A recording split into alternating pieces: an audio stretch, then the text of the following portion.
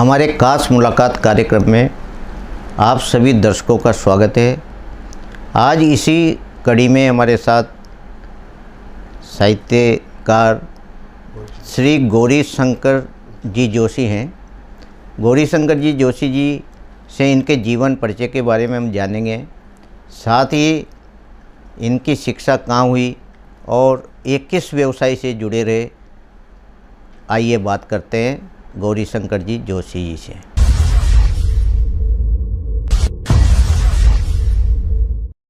गौरी शंकर जी, आपका हमारे स्टूडियो में बहुत बहुत स्वागत है। बहुत बहुत आभार आपका, आपने मुझे यहाँ तक मौका दिया और मुझे जो अवसर दिया, मैं इसको तहे दिल से आपका आभार व्यक्त करता हूँ। गौरी शंकर जी, आप अपने जीवन परिचय के बारे में बताएं। आप कहाँ से हैं, शिक्षा आपकी कहाँ हुई और किस व्यवसाय से आप जुड़े रहे। वैसे मैं मूलतः राजस्थान में छोटे से गांव का जन्म है मेरा, जहाँ मुश्किल से 30-32 घर हुआ करते थे। समय की बात है, वहाँ गांधी सागर बांध के बाद राणा प्रताप सागर बांध बना और वो गांव जलमग्न हो गए। वहाँ से निकलने के बाद हम 2-3 भाई, हम 4-5 भाई हैं हम। 3 भाई नावली में मध्य प्रदेश में रहे और 2 हम चित्तौड़ जिले के रावतपाड़ा के पास लाडपुरा गाँव में आ गए जी। मैं अपने जीवन में पेट पालने के लिए साइकिल पे कपड़े बेचा करता था। रेडीमेड कपड़े जो कभी आपने सुना हो, लट्ठे के बनियान जेब वाले, पट्टे की चड्डियाँ, इस तरह का अपना जीवन पालन करता था। वो समय अलग था, आदरणीय। शादियाँ जल्दी होया करती थी, शादी भी मेरी जल्दी हो गई। कोई धंधा करता है, थोड़ी खेती है, थोड़ा बहुत टुकड़ा जी। मेरे 2 बच्चे हो गए, लेकिन मैंने जब परिस्थितियाँ देखी तो मैं संयोग संजोग समझो या ईश्वर की अनुपम कृपा समझो जी, मैं कोटा के रेलवे में भर्ती हो गया, डेली रेट में मस्टोल में। और मैं धीरे धीरे परमानेंट हो गया और मैं यूडी से रिटायर हुआ। मेरा सेवा काल रेलवे में 29 साल 7 महीने रहा जी। और मैं ट्रेन लाइट में सेवाएं देता रहा। उसके बाद वर्तमान में मैं बोरखेड़ा में मकान बना के रह रहा हूँ, छोटा मोटा जी। यही मेरा छोटा सा जीवन परिचय है। गौरी शंकर जी, आपने जो साहित्य आपका लेखन शुरू किया, कब से शुरू किया आपने और किसकी प्रेरणा से आपने ये लिखना शुरू किया? साहित्य में मेरा पहला कदम 2015 से आया, रिटायरमेंट के बाद जी। मैं एक दिन तालाब के पाला पे घूम रहा था तो वहाँ स्काउट गाइडिंग का कैंप लगा हुआ था। मेरे बोलने की रुचि शुरू से ही रही है। मैं कक्षा 8 में पढ़ता था जब वाद विवाद प्रतियोगिता में मेरा प्रथम स्थान आया जी। तो बोलने का स्वभाव मेरा शुरू से रहा है। तो वहाँ मैं कुछ बोला था, वहाँ एक सज्जन मिले, जो बोला था वो तो नहीं बताऊँगा, बहुत लंबा हो जाएगा जी। क्योंकि यार तेरे में प्रतिभा है, तू बाहर तेंदु समिति आया कर जी। मैंने कहा मैं तो यार निकला तो वहाँ, लेकिन ये मालूम नहीं क्या होता है वहाँ। हर रविवार को काव्य गोष्ठी होती है, तो वहाँ आया जाया कर। मैंने आना जाना शुरू किया। धीरे धीरे मेरी रुचि बढ़ी और मैं टूटा फूटा लिखने लगा। उसके बाद मेरी कई रचनाएं कोटा की जो पत्रिकाएं निकलती है उनमें छपी है। कोटा मोती में मेरी 2 रचनाएं हैं। आर्यव्रत की साहित्य संस्था की किताब निकलती है, उसमें मेरी रचनाएं हैं। मधुकर साहित्य संस्था की किताबें निकलती है, उसमें हर किताब में मेरी एक रचना प्रति 3 महीने में आती है। और इस तरह मैं धीरे धीरे इस मार्ग पर चलता रहा। मेरा इंटरेस्ट सब्जेक्ट है और मुझे अच्छा लगा और मैं आज भी राह पे दौड़ रहा हूँ। गौरी शंकर जी, आप रेलवे में रहे और रेलवे में भी कई साहित्यकारों को आपने देखा होगा। अपने हाड़ौती में किन साहित्यकारों का प्रभाव आपके साहित्य सृजन में देखने को मिला आपको? हाड़ौती क्षेत्र में अगर बात करें तो हाड़ौती भाषा जिसकी अच्छी पकड़ है जी। 2-5 कवि ऐसे हैं हाड़ौती के, जिसका मैं कई नाम तो नहीं जानता हूँ, लेकिन एक तो राजस्थानी भाषा में मुकुटमणि राज है जी। हाड़ौती में एक प्रजापत है, वो दोहे लिखता है, बहुत शानदार। चौथ प्रजापत है जी, और बहुत अच्छे दोहे लिखता है हाड़ौती में। और हाड़ौती में 1-2 कवि और भी अच्छे हुए हैं जो मेला खेला पर लिखते हैं, उनके नाम याद नहीं आ रहा अभी जी। उनके जन्मदिन में काव्य गोष्ठी करवाई थी धन्ना लाल सुमन जी जी। धन्ना लाल सुमन भी हाड़ौती के बहुत अच्छे कवि थे। इस तरह हाड़ौती और कोटा की धरती पे तो कवियों की कमी नहीं, जहाँ तक मेरा सोच है जी। कोटा की धरती पे साहित्यकारों की कवियों की कमी नहीं है। सभी क्षेत्र में सब तरह के कवि कोटा में विद्यमान है, कोटा का सौभाग्य भी है जी। गौरी शंकर जी, आप मध्य प्रदेश से ताल्लुक़ रखते थे, जब आप हाड़ौती में आए तो आपको कैसा महसूस हुआ यहाँ का क्षेत्र? यहाँ का क्षेत्र बहुत अच्छा लगा। यहाँ के लोग थोड़े से वाणी में कठोर जरूर हैं, लेकिन अंदर से मुझे बहुत अच्छा लगा यहाँ के लोगों का। और मैं राजस्थान को ज़्यादा बेटर मानता हूँ, बजाय मध्य प्रदेश कुछ इलाके से संपन्न भी है जी। और आदमी के अंदर स्वाभिमान भी है और वक्त बे वक्त काम आने वाले लोग भी हैं जी। जैसा मध्य प्रदेश में कुछ क्षेत्र है ऐसा, लेकिन यहाँ का क्षेत्र ज़्यादा मुझे अच्छा लगा जी।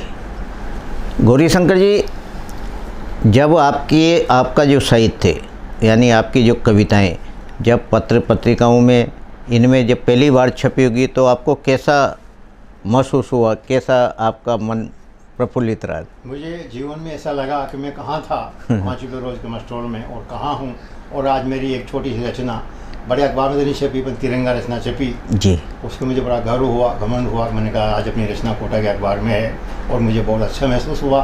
मेरी पत्नी ने भी कहा कि आप इतना अच्छा लिख लेते हो तो आगे क्यों नहीं बढ़ते हो। मैंने कहा आप जानती अपने उनके साथ संघर्ष किया जी। कैसे आगे बढ़ते, इसके लिए फ्री टाइम चाहिए, मंडली चाहिए, कभी में बैठना उठना चाहिए जी। ऐसा मेरा कोई कोटा में परिचय है नहीं, रेलवे में था तो परिचय नहीं हो पाया जी। इसलिए अपना आगे नहीं बढ़ पाए। लेकिन ये अपनी रचना छपी है, मैंने कहा बहुत अच्छा है। मेरी एक रचना छपी थी जी जननायक में बहुत जी, पहले जी। तिरंगे। गौरीशंकर जी, आप ने साहित्य सृजन के लिए भारतेंदु समिति चुना, यानी भारतेंदु समिति एक साहित्यिक मंच था जहाँ सभी तरह की काव्य गोष्ठियाँ हुआ करती थी। उससे आपको कैसा आभास हुआ? मुझे बहुत आभास हुआ और बहुत अच्छा लगा। वहाँ जाने से ही मुझे प्रेरणा मिली और मैं सीखा। जी। लेकिन यहाँ एक निवेदन करूँगा, आज दुख है कि वो भारतीय समिति बंद है। अब वो क्यों बंद है इतना तो मैं जानता नहीं हूँ, जी। लेकिन करीबन साल कोरोना काल के बाद कुछ समय के लिए खुली थी और अभी तक बंद है। ये कोटा का दुर्भाग्य समझता हूँ मैं साहित्यकारों का। वो जी। चालू होना चाहिए, चालू रहना चाहिए। जी। भारतेंदु समिति ने ऐसे साहित्यकारों को जन्म दिया जो आज राजस्थान ही नहीं देश में मतलब उनकी एक पहचान मानी जाती है, तो इस पर आप क्या कहना चाहेंगे? भाई भारतेंदु समिति में जो लोग जिनका साहित्यकारों आना जाना था जी। वो साहित्यकार इसी समिति से, इसी कोटा की धरती से निकल करके भारत में ही नहीं विश्व विदेश तक भी गए हैं। जी। जगदीश सोलंकी है और एक माधोपुर का है, गुजरों के भाई है, मैं नाम जी जी जी। इससे कई लोग वहाँ से निकल करके और बड़ी ख्याति प्राप्त की और यहाँ ही नहीं राजस्थान में नहीं मध्य प्रदेश, महाराष्ट्र और विदेश तक भी उन्होंने अपनी ख्याति बनाई है और वहाँ से काफ़ी लोग आगे बढ़ के अच्छे जगह पर निकले हैं। जी। गौरीशंकर जी, आपने जो काव्य लिखा हमारे दर्शकों को सुनाए। वैसे आदरणीय है जी। मैं ज़्यादातर दोहे लिखता हूँ, मैंने 170-72 दोहे लिखे। जी। मैं एक ही दोहा प्रस्तुत करूँगा यहाँ, हाँ, फिर सुना। बाकी मेरी एक छोटी सी हाँ। रिश्तों के संसार में ममता मीठी डोर, वाह। अपनापन एक सिंधु है इसका और न छोड़। और एक दो हाँ, बात चुनाव पे, हाँ। चुनाव का समय हाँ, है, 4 लाइन चुनाव पे। हाँ, सुनाइए। 2024 को हम चुनाव से भाया, 2024 को जो हम चुनाव से भाया हल्का में मत लीजो, भाया हल्का में थे मत लीजो। राष्ट्र के हित समर्पित सद्भावना, राष्ट्र के हित समर्पित सद्भावना ले अंतर मन में थे, बटन दबावा जाजो, बटन दबावा जरूर जाजो। वाह वाह, बहुत बढ़िया। अब एक मेरी मौलिक रचना है, हाँ। इसके लिए मुझे आप सब लोगों ने आज बिल्कुल बुलाया सर, है और बिल्कुल। मेरा सौभाग्य मैं यहाँ हूँ। कुछ गुमसा हुआ है संस्कृति भारत की, लहजा बातचीत का, सम्मान बुजुर्गों का, कुछ गुमसा हुआ है। दोबारा रिपीट कर रहा हूँ आदरणीय। हाँ। संस्कृति भारत की, लहजा बातचीत का, सम्मान बुजुर्गों का, कुछ गुमसा हुआ है। इंसानियत की राह में, देश प्रेम समर्पित भाव में, मित्रता की राह में कुछ गुमसा हुआ है। वाह, बहुत बढ़िया। महक माटी की, शीतलता वायु की, सुगंध सब्जियों की, स्वाद रोटी का, कुछ गुमसा हुआ है, कुछ गुमसा हुआ है। वाह, बहुत त्योहारों में मिठास का, होली में रंगों का, ईद मिलन में भाईचारे का, कुछ गुमसा हुआ है, कुछ गुमसा हुआ है। भावों की अभिव्यक्ति में, शब्दों के अनुप्रास में, आशा के गलियारों में कुछ गुमसा हुआ है, कुछ गुमसा हुआ है।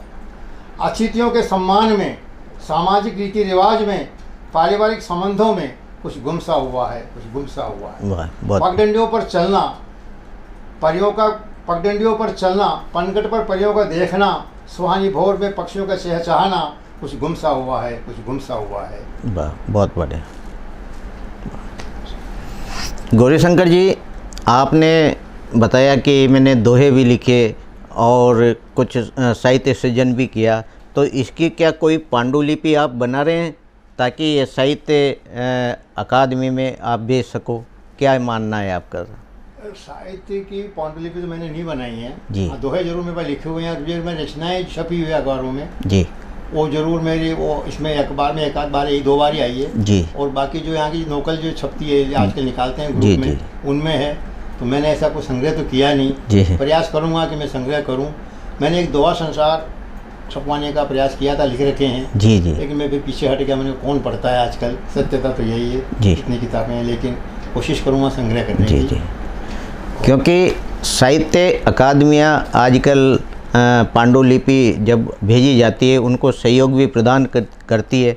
आप साहित्य के क्षेत्र में आगे बढ़ रहे हैं रिटायरमेंट के बाद, तो आपका प्रयास क्या जारी रहेगा, क्या मानते हैं आप? मेरा निरंतर प्रयास जारी रहेगा और मैं कुछ शब्द ऐसे संग्रहित कर रहा हूँ जी जो जैसे ढाकणी, खेलूड़ो, जो अपने ग्रामीण शब्द हैं जी। इनका संग्रह कर रहा हूँ। लिखे भी मैंने कुछ है जी लेकिन मैं इतना प्रचलित और चर्चित नहीं हूँ कि मैं उनसे मिल सकूँ। मैं तो यहाँ आया तब भी मुझे थोड़ा सा बात रुका फिर पूछा, थोड़ा जीवन में भोलापन और सीधापन है। तो कोशिश में इस शब्दों को संग्रहित कर रहा हूँ। ढाकणी, खेलूड़ा, इस तरह कई शब्द हैं आप सब जानते हैं। बिल्कुल उनको बिल्कुल संग्रहित कर रहा हूँ, कोशिश करूँगा, प्रयत्नशील हूँ मैं और आशा है मुझे ईश्वर और आप लोगों के सहयोग सफलता मिलेगी, जी। ऐसा मेरा प्रयत्न है। जी। गौरीशंकर जी, आप अपने जीवन में जिस संघर्ष से गुजरे हो और आपने जो साहित्य सृजन में समाज के लिए क्या लिखा?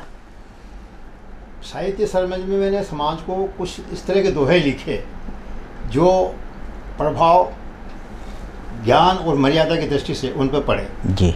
आदरणीय भाई साहब ने कहा, गौतम जी ने, कि आप लोगों को क्या संदेश देते हो दोहे में। तो एक दोहा है संदेश, मैं दोहे में इस तरह के संदेश देता हूँ कि समाज में जागरूकता है और थोड़ा मर्यादा है। तो एक दोहा इसी ऊपर है, मर्यादा कायम रहे रखना होगा ध्यान, मर्यादा कायम रहे रखना होगा ध्यान, माता का सद्भाव से सभी करे सम्मान, सभी करे सम्मान। इस तरह के दोहों से क्या एक संदेश जाता है, इसमें भाईचारे का, रिश्तों का प्रेम बढ़ता है। इस तरह के दोहों में संदेश देता हूँ जी। और लोग बड़े चाव से पढ़ते हैं और कई बार अच्छा लाइक मिलता है, धन्यवाद मिलता है, बधाइयाँ मिलती है। एक कोई रचना और हो तो आप सुनाइए, आप आएंगे सुना जो भी। टका की सुना तो टका की। हाँ हाँ साहब, आज की दुनिया में रुपये और टको बहुत बड़ी चीज़ है। जी। तो टका टका की बात है और टका टका को खेल। हाँ तो टका टका की बात है, टका टका को खेल। एक टका में बात बनी पहुँचा का पड़ गया फेरा, और एक टका में बात बिगड़ के काले रह गया कुंवारा। हाँ। बात बिगड़ी संबंध होता है कि एक टका में बात बनी भौजा का पड़ गया फेरा और एक टका में बात बिगड़ के काले रह गया कुंवारा। टका टका की बात है, टका टका को खेल। एक टको मन जीवन तरवा दे, एक टको जीवन तरवा दे, एक टको जीवन डूबो दे। टका टका की बात है, टका टका को खेल। टका टका में झगड़ो हो गयो भाया भाया में, टका टका में झगड़ो हो गयो भाया भाया में। लाठे चल की माथा फूट गया भाया भाया में, टका टूट गया थाना वाला ने, टका टूट गया थाना वाला ने। टका टका की बात है, टका टका को खेल। वाह। या 6 टका की बात है। जी। ये थे हमारे साथ साहित्यकार गौरीशंकर जी जोशी जी। इन्होंने इनके द्वारा जो साहित्य लिखा गया और अपनी रचनाएं आप तक पहुंचाई, ये हमारे स्टूडियो में पधारे, आपका बहुत बहुत। मुझे बहुत हर्ष हो रहा, खुशी है इस बात की कि मुझे यहाँ आप लोगों ने आमंत्रित किया, ये अवसर दिया। ये जीवन का मेरे लिए एक स्मरणीय अवसर होगा और मुझे बहुत अच्छा लगा। आशा करता हूँ कि कभी 15 अगस्त 26 जनवरी को मौका मिले। जी जी। तो होली पे भी अगर इस तरह का हो तो मैं चुटकुले वगैरह सुनाने के लिए आ जाऊँगा। अवसर मिलेगा तो मैं ज़रूर से आऊँगा, यहाँ अपना समय दूँगा। जी।